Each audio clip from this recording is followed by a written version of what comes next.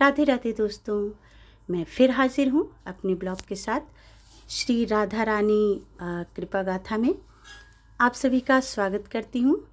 और मुझे बहुत खुशी है, मैं बहुत ही दिल से आप सबों को धन्यवाद देना चाहती हूँ कि मेरी बातों को आप लोग सुन रहे हैं। सिर्फ सुनना ही नहीं है दोस्तों, समझना भी है कि एक इंसान के जीवन में क्या क्या चलता है, मैं वही बता रही हूँ। क्योंकि हम सब कहीं न कहीं दुख से गुज़रते रहते हैं, तो अगर भगवान का आसरा तो हम लोग को मिलता ही है, लेकिन अगर जानकर उनके भक्ति में और लीन हो जाएं, जो बचा कुचा जीवन है उनमें समा दें अपने आप को, तो हम लोग तर जाते हैं जीते ज़िंदगी धरती पे ही। इसलिए मैं बता रही हूँ। तो उस इंसान ने मुझे उस लेडीज़ ने मुझे बेचारी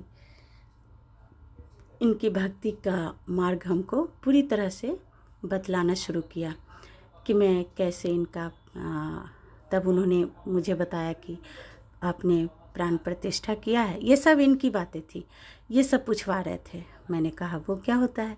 बोले अरे दीदी, उनको अन्न से पंचामृत से स्नान करा के उसके बाद उनको प्राण प्रतिष्ठा किया जाता है, ये प्राण प्रतिष्ठा होता है।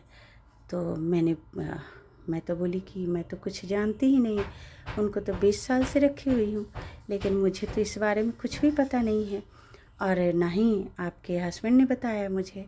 तो वो क्या बताएंगे, वो थोड़े ना करते हैं, मैं करती हूँ, मैं बताती हूँ आपको। तब उन्होंने मुझे इनका विधि बताया कि किस तरह से इनका प्राण प्रतिष्ठा कीजिएगा। उसके बाद आप इनको स्नान दान करा के, मतलब स्नान श्रृंगार ये सब करा के संकल्प लेंगे। फिर उसके बाद वचन लेंगे, वचन फिर इनको देंगे भी।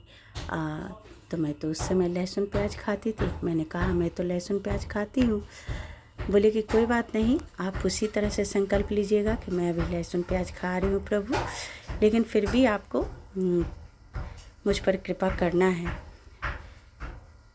फिर भी उनकी बातों से मुझे विश्वास तो नहीं हो रहा था, लेकिन मैं बोली ठीक है, मैं कल करूँगी।